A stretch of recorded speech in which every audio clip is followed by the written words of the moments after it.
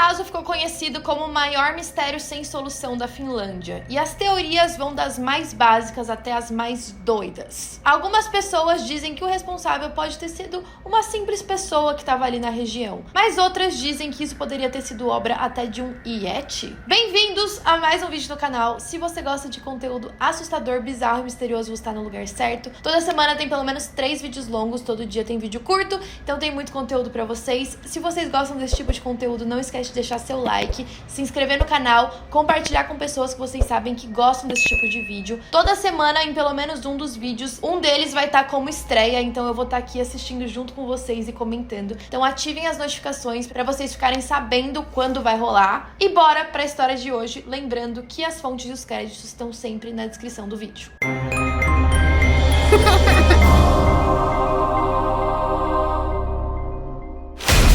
Na Finlândia existe um lago chamado Bodom, que fica próximo a uma cidade chamada Espoo. Lembrando que esse caso aconteceu na Finlândia, então os nomes são muito difíceis de pronunciar e provavelmente eu vou pronunciar tudo errado. Inclusive, esse caso ficou tão famoso que existe uma banda finlandesa que o nome dela é baseado nesse acontecimento. A banda se chama Children of Bodom, ou seja, as crianças de Bodom. Esse lago tem mais ou menos 3 km de comprimento por 1 km de largura.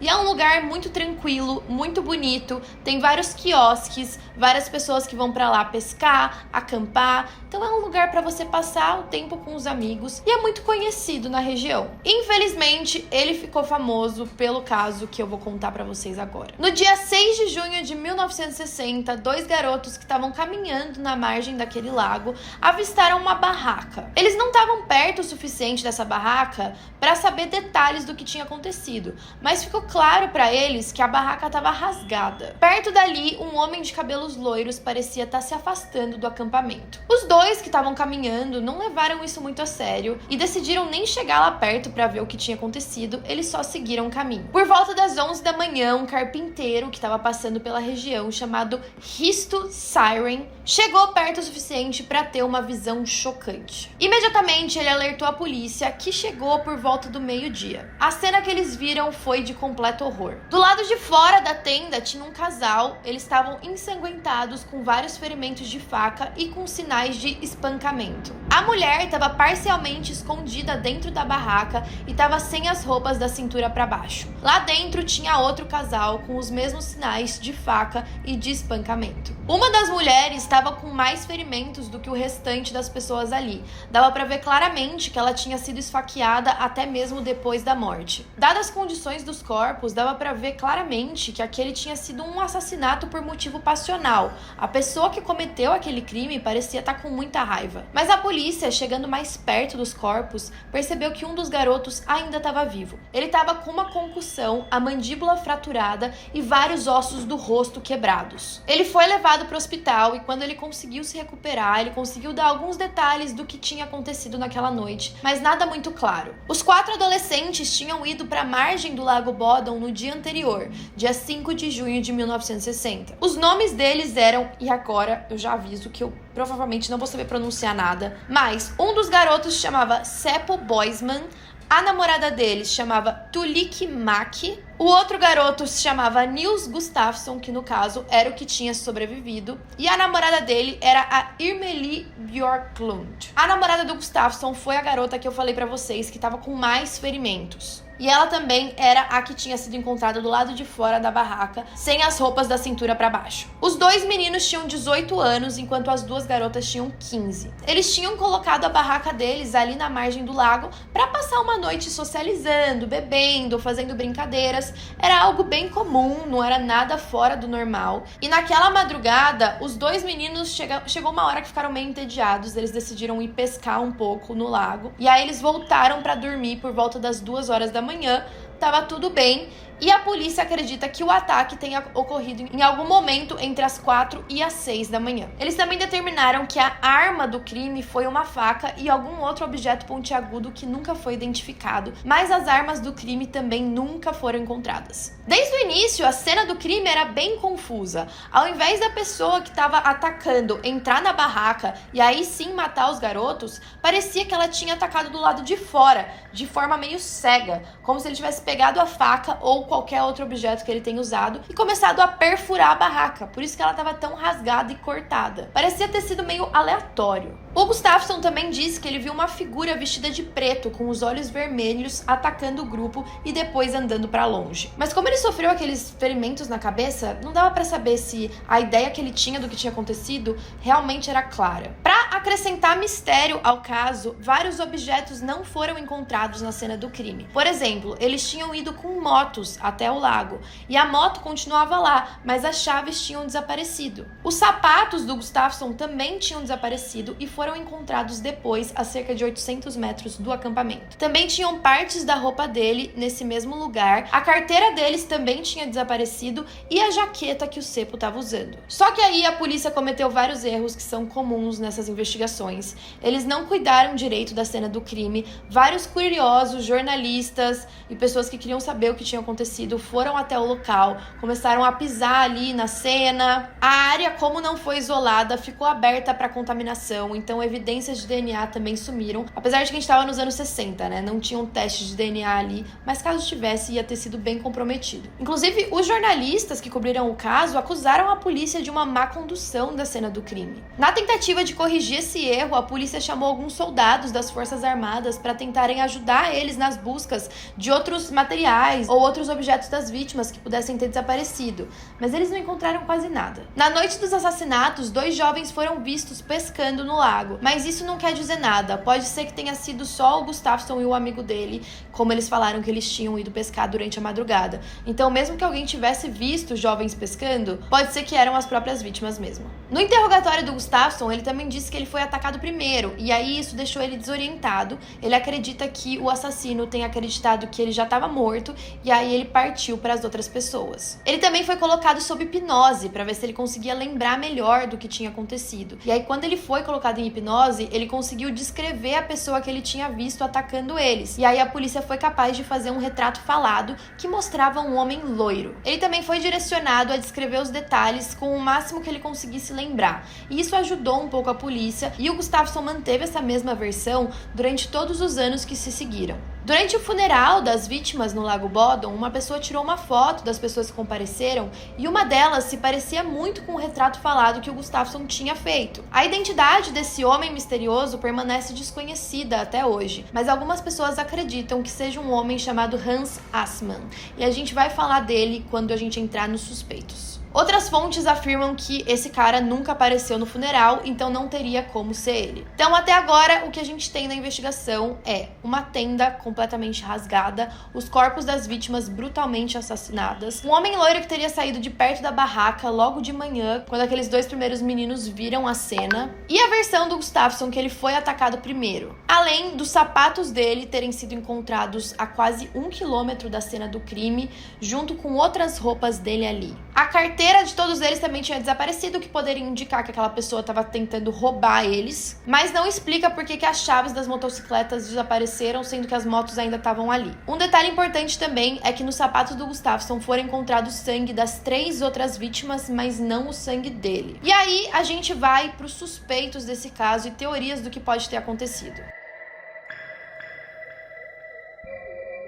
O primeiro suspeito foi um cara chamado Carl Valdemar Gillstrom, conhecido na comunidade como o Homem do Quiosque. Graças a Deus ele tem um apelido pra gente não precisar ficar repetindo o nome dele. Ele era dono e operava um quiosque perto de onde o caso aconteceu. E esse cara era um pouco controverso, as pessoas não gostavam muito dele, ele tinha um certo temperamento. O quiosque era bem frequentado pelos campistas que iam passar um tempo no lago. Só que ele era conhecido por ser hostil com essas pessoas, às vezes ele jogava pedras neles. E ele também já foi visto derrubando barracas ao longo dos anos. Por que ele fazia isso, ninguém sabe, mas todo mundo sabia que ele não tinha muitos amigos. Algumas pessoas até alegaram ter visto ele saindo da cena do crime, mas falavam que tinham muito medo dele para chegar a denunciar ele para a polícia, com medo dele fazer alguma coisa depois. O Gillstrom também confessou várias vezes, tanto bêbado quanto sóbrio, que era o assassino do caso do Lago Bodom. Só que todas essas confissões foram ignoradas pela polícia. Infelizmente, 9 anos depois do caso, ele se afogou no Lago Bodom. Isso impossibilitou que a polícia recuperasse DNA dele para fazer teste nos anos seguintes, como foi solicitado várias vezes pela defesa. E muitos acreditam que ele não se afogou simplesmente por um acidente, que aquilo tinha sido ele tentando tirar a própria vida. E conseguindo, no caso. Mas já a gente volta no Gyllström. O segundo suspeito foi uma pessoa de interesse até 2004, ou seja, 44 anos depois do caso. E era aquele lá que eu comentei com vocês do funeral, o Hans Assmann. Tinham rumores que ele era um ex-espião da KGB e ele vivia bem próximo das margens do Lago Bodom. Ao longo dos anos, ele ganhou uma reputação de ser recluso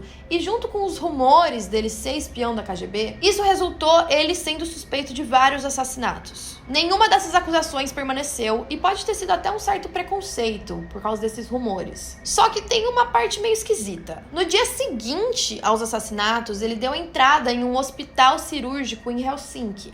Ele tava com as unhas sujas, parecia terra, tava preta assim, e ele também tava com várias marcas vermelhas na roupa. A equipe do hospital relatou que ele tava muito nervoso e agressivo. Então a polícia foi chamada, eles fizeram um breve interrogatório com ele, mas as investigações não seguiram. Isso porque, aparentemente, ele tinha um álibi muito sólido pro momento em que os assassinatos aconteceram. As roupas manchadas dele nunca foram investigadas, apesar dos médicos insistirem que aquelas manchas eram de sangue. Ele também combinava muito com a descrição do retrato falado, e logo depois que o retrato falado foi divulgado, ele foi lá e cortou o cabelo dele. E aí isso foi suspeito. É óbvio que, mesmo que ele não fosse culpado pelos assassinatos do Lago Bodom, alguma coisa ele pode ter feito se as roupas dele estavam sujas de sangue. Uma pessoa não chega simplesmente todo ensanguentado no hospital sem ter feito nada. Até porque não tem nenhum registro de que ele estava machucado. Então, talvez não era o sangue dele. Um outro condenado confessou o crime, mas a polícia estava cética porque ele tinha um histórico de doença mental. O nome dele era Pentti Soininen. Ele foi acusado de vários crimes violentos na década de 60. Enquanto ele estava na prisão, ele confessou para um colega de cela que ele era o assassino do Lago Bodom. Mas aí que vem toda aquela história, tem vários assassinos confessos que sabem que já vão ficar presos por muitos anos, ou até que pegaram prisão perpétua, ou estão no corredor da morte, que acabam confessando outros crimes que não cometeram, porque eles sabem que não tem como eles ficarem mais tempo do que eles já pegaram e eles gostam de ter uma fama por um assassinato a mais. Isso é completamente doentio,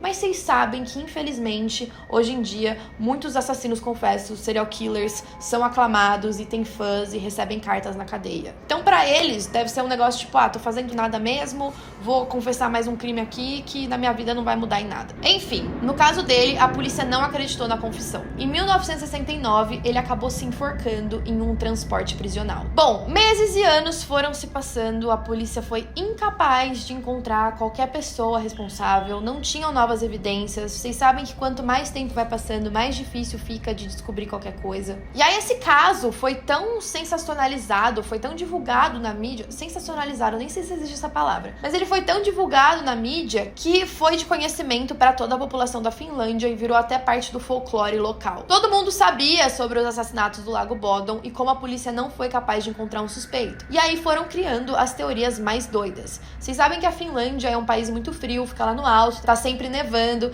então surgiram até boatos de que o Homem das Neves, ou um Yeti, ou alguma criatura monstruosa pudesse ter cometido aquele crime, principalmente porque o Gustafsson disse ter visto uma pessoa com os olhos vermelhos saindo ali. Mas é claro que nenhum desses rumores foi confirmado, ou de nenhuma criatura ali. No começo, as crianças eram avisadas para não sair de casa depois que escurecesse, tava um pânico geral até que esse criminoso fosse pego, mas nenhum outro assassinato foi registrado depois. Parecia ter sido um caso isolado, passional contra aqueles adolescentes e foi esfriando. Logo as pessoas foram parando de falar sobre isso, foram parando de tentar encontrar um culpado, a polícia já foi se desanimando também, mas isso mudou em 2004. Isso porque agora a gente tinha teste de DNA. E aí os exames de DNA levaram os advogados a criar uma suspeita em uma pessoa que eles nunca tinham olhado antes. E esse suspeito, de acordo com eles, tinha motivo para ter cometido o assassinato. O caso teve apoio da ciência forense, que estava indisponível ainda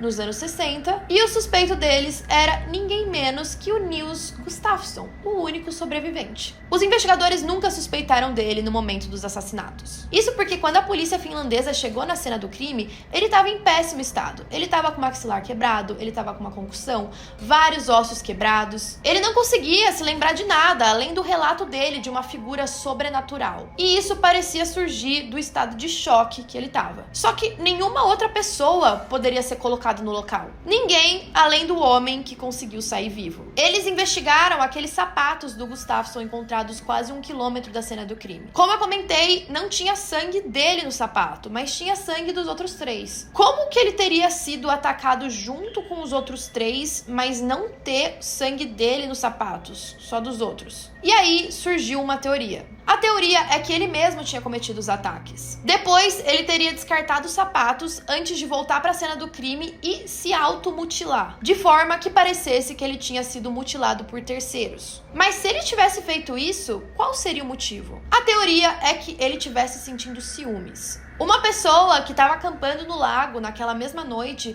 disse ter visto o Gustafsson e o Boisman discutindo naquela madrugada, ou seja, os 2 garotos. E parecia que o Gustafsson estava fortemente embriagado. E aí existem 2 opções. Talvez ele quisesse ficar com a namorada, beijar a namorada tal, e ela não quisesse naquela hora, então isso deixou ele irritado. Ou talvez o outro garoto, o Boisman, tivesse dado em cima dela, o que fez com que o Gustafsson ficasse irritado. Isso explicaria porque a namorada dele estava com mais ferimentos do que os outros. Parecia que a raiva contra ela era muito maior. Talvez, depois dessa briga com o Boisman, os 3 decidiram que seria melhor o Gustafsson voltar para casa, ir embora e deixar eles lá. E aí o Gustafsson, agora exilado da tenda, tenha ficado muito irritado, pegado uma faca e voltado para atacar os 3. E aí, talvez, se ele tivesse embriagado, aí ele decidiu começar a atacar a tenda do lado de fora, rasgar tudo, viu a namorada dele, ficou com mais raiva ainda, e aí ele armou um plano pra fingir que algum terceiro tinha atacado todo mundo e não ele. O promotor achou que essa teoria e as evidências de DNA eram suficientes pra apresentar o caso pro tribunal contra o Gustafsson. Ele tinha a possibilidade de pegar prisão perpétua caso ele fosse condenado. A advogada de defesa, pra tentar defender o cliente,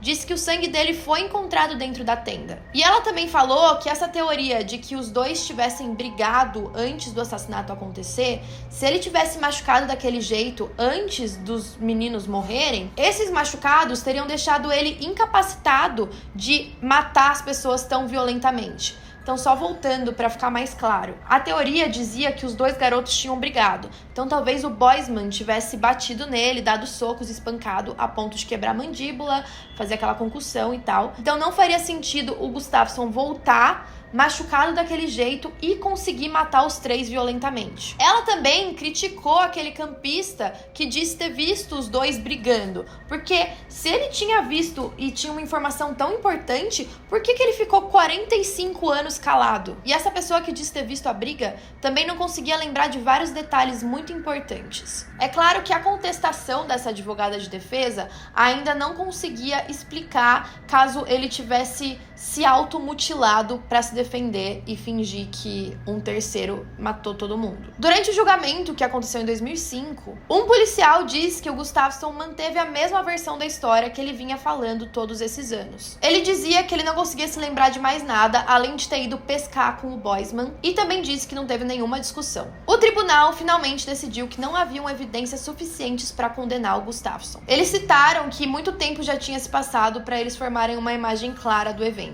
E aí ele foi liberado. Eu não consigo imaginar como deve ser para uma pessoa que passou por algo tão traumático assim, principalmente se ele foi inocente, vendo que isso nunca acaba. Por exemplo, ele voltou para julgamento agora como suspeito principal do caso depois de 45 anos. Imagina você viver a sua vida toda esperando uma solução para o caso e ainda, caso ele seja inocente, né, gente? A gente não sabe se ele realmente é inocente. Mas imagina você ser uma pessoa inocente e ainda ter sido acusado de matar seus amigos e de se automutilar. Deve ser bem tenso. Algumas pessoas tentaram transformar essa história do Gustafsson, de que ele não se lembrava de nada, em um tipo de confissão. Tipo, se ele não conseguia se lembrar do que aconteceu, o que garante que ele não é o culpado? Mas essa lógica não é usada nos tribunais, não dá pra prender uma pessoa com base nisso. Outra questão é por que os sapatos dele foram encontrados tão longe do acampamento. E outra, quem era o homem loiro que aqueles garotos tinham visto se afastando da cena do crime? A faca teria sido depositada ou escondida? Se o Gustafsson tinha se automutilado, Como que ele não deixou uma trilha de sangue até os sapatos dele? Em outubro de 2016, um político local chamado Ulf Johansson lançou um livro chamado Legend of Bodom. No livro, ele teoriza que o verdadeiro assassino era ninguém menos do que o homem do quiosque. Ele disse que ele cresceu na área e que ele experimentou de perto as tendências violentas que esse homem tinha. Ele era bem famoso pelo temperamento dele e tinham rumores que ele escondia lâminas dentro de maçãs para as pessoas que tentassem roubar as maçãs dele. Então os jovens iam lá, roubavam as maçãs e quando mordiam elas, eram machucados pelas lâminas que tinham dentro. De acordo com o livro, as pessoas que viviam na região viram ele cometendo o crime ou até saindo da cena do crime, só que ficaram com muito medo de contar para a polícia. Lembrando que ele confessou, tanto bêbado quanto sóbrio, que era o assassino. Infelizmente, a gente nunca vai saber porque ele já morreu, a gente não vai conseguir pegar outras evidências de DNA. Provavelmente esse caso nunca vai ser solucionado. E fica aquela dúvida, será que o Gustafsson realmente era inocente? Eu não sei dizer, não sei o que eu acho de verdade dessa história, mas é tudo muito esquisito. Pra mim não faz sentido os sapatos terem sido encontrados tão distantes. Afinal, será que alguém tava usando aqueles sapatos? Por que a pessoa ia estar descalça? Enfim, teorizem aí, comentem o que vocês acham e até a próxima.